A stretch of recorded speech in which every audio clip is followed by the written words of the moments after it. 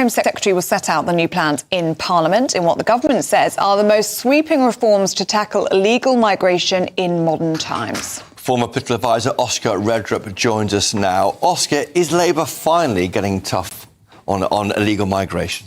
I think the Home Secretary is making the right noises here, and the timing of it is almost fascinating, because I would say that the Labour government are completely dysfunctional at the moment, number 10, number 11, and if the Home Office can sweep in today and actually show some proactivity and some actual imagination on one of the biggest issues for voters, then weeks previously I would have said that Keir Starmer would be overjoyed, but actually with the way things are at the moment, I think it's almost a reflection on his time in Yvette Cooper's. I mean, what have they been doing? I think the Telegraph did a really good editorial today where they kind of said, Mahmood's already showing that she'd be a better Prime Minister than Keir Starmer. And we forget Wes Streeting was obviously referenced last week, but so was she. So I think politically it's very interesting. On the measures themselves, in terms of they're looking at restricting elements of the ECHR as well, Article 8. Which is your immediate family and how that's defined. I think that's pretty solid stuff. It does all feel slightly tinkery, and I would include that in terms of the returns. I mean, we still have lots of agreements that we haven't been able to sign yet, and the one with France just simply isn't working. And I think all voters can see that. I then also think, and I'm not trying to be too negative on it, but this is a political reality. I think there's going to be, and you've got the Guardian front page in front of you there, Chris. There's going to be, it's going to be tough for her to sell this to a lot of Labour MPs. I mean, having said that, it's been written up well across all the papers, left and right leaning. I mean, people are applauding the fact that it sounds to be tough, but is it anything more than just hot air? Because I can think of three things that stand in her way: the ECHR, human rights law, and Labour backbenchers. I mean, would she be able to even get this through? Yeah, absolutely right. Those are challenges that do, when this kind of flies in the face of reality and collides with reality, it's still going to take probably years for any of this stuff to kick in. And when you go, OK, Home Secretary, you've rightly, finally identified the limitations and the problems we have with our legal system and the ECHR in this country, why not just go the whole hog? Oscar, you mentioned there the issue of Shabana Mahmood. Now, of course, I'll view all this through a kind of could she replace Keir Starmer lens. I think she's got away with something here because, of course, she was Justice Secretary from the election to September this year when all those early release, there's mistaken releases were happening. I mean, she kind of...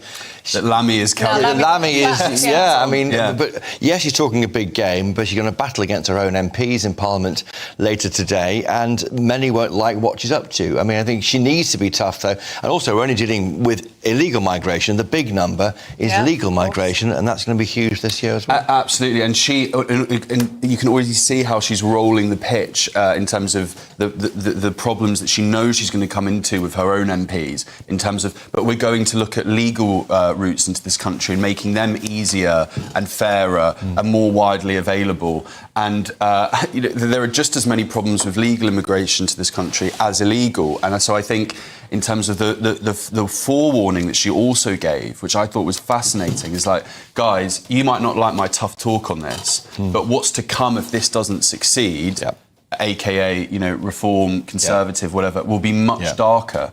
And I'm not sure that the voters' priorities, which is sorting out illegal immigration immediately, would take particularly kindly to be described as dark.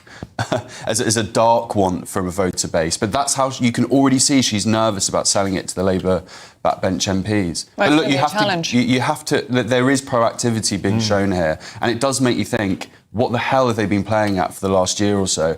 And it does also make you think they're giving up on this smash the gangs nonsense. Good morning.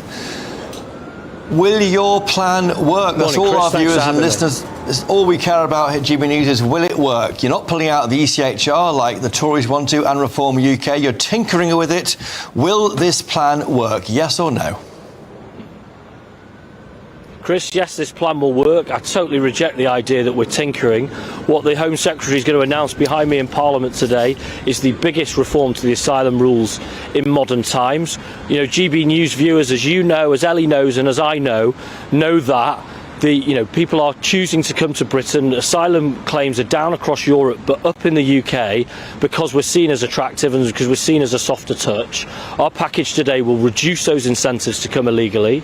It will mean that those people who have no right to be here will be removed more swiftly, and it will, of course, because I know that your viewers have stepped up, whether it's Ukraine, Syria, Afghanistan, Hong Kong, establish those safe routes as well, so that people don't make those dangerous and illegal journeys. So it's a big package, and we're looking forward to delivering it. But Mr Norris, you won't get it past your backbenchers, will you? I mean, already we've had Nadia Whittome and Clive Lewis describing these ideas as hardcore, as dangerous and as racist. Well, I know what they want, and again, I think it's what your viewers want as well. They want an ordered system where people don't come, irregularly, where people don't jump the queue, meaning that those who have legitimate asylum claims aren't able to get them processed swiftly and on with their lives. And I know that they want one that reflects our values of compassion. I want those things too. But I say to my colleagues, I'll be talking to them, we're listening closely to them, as I will across Parliament and to the British public, that we need a system that is ordered at our borders. We need that control. If we don't, we won't have the confidence of the British public, and we will lose permission on the asylum system. So I'd ask them not to defend a status quo that isn't working for anyone. So Norris, there's been protests over the weekend in Crowborough about your plans to house 600 asylum seekers in Crowborough training camp in East Sussex. The Home Office haven't commented. Now's your chance. Do you understand why they're protesting? They're protesting because no one talks to these people, and then they find these migrants imposing them without any kind of consultation. Well, that's not quite fair, Christopher. We do engage with the local authorities, with the police, with the fire service, the health services, to make sure that the impact of those facilities treads as lightly as possible on the people who live in those communities permanently. But we need to understand the context here.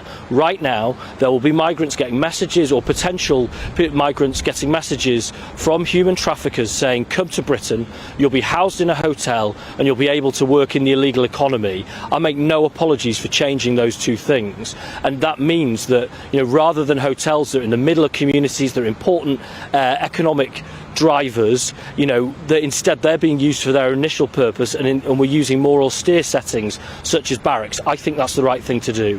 What I would say to viewers is we don't want anybody to be supported in this way. This is a new phenomenon that came about when the previous government stopped assessing claims, so we're churning through that backlog. We're also doing the things we're doing today to reduce the number of people seeking to come to this country illegally, and when we do that, that means we'll get out of hotels and we won't have to have these facilities being used that are in people's communities. Can I ask you about the former Deputy Prime Minister, Angela Rayner? Reports in the papers today that she's on manoeuvres, as we say in Westminster, preparing to mount a leadership challenge against Sir Keir Starmer. Your party is currently polling at around 18%. So should Sir Keir Starmer stand aside if it turns out that Angela Rayner is more popular? Keir Starmer's doing a great job. If you just take the last week, the improvements we've made that meant that NHS waiting lists are now falling. The first small modular nuclear reactor, which is going to change energy in this country, and now the reforms we're doing to the asylum system that I know your viewers are so keen on. So no, I know Ange well. She's a very good friend of mine. I used to be one of her junior ministers. I know she supports the government 100%, and she wants to see us succeed, and that's what we're going to do.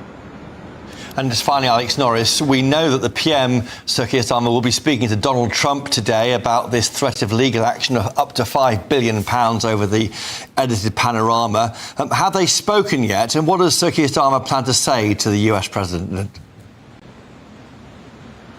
Well, when I checked before coming on air this morning, I don't think that conversation has taken place. I don't know if it's scheduled to either. Both the President and the Prime Minister talk frequently about all sorts of issues, be it security, be it the economy, be it all sorts of global issues, because the US is such an important ally of ours. So I can't tell you when or if there's a conversation to take place, but I'm sure it'll be a very good one if it does. Home Office Minister Alex Norris, thank you very much for your time this morning on Breakfast.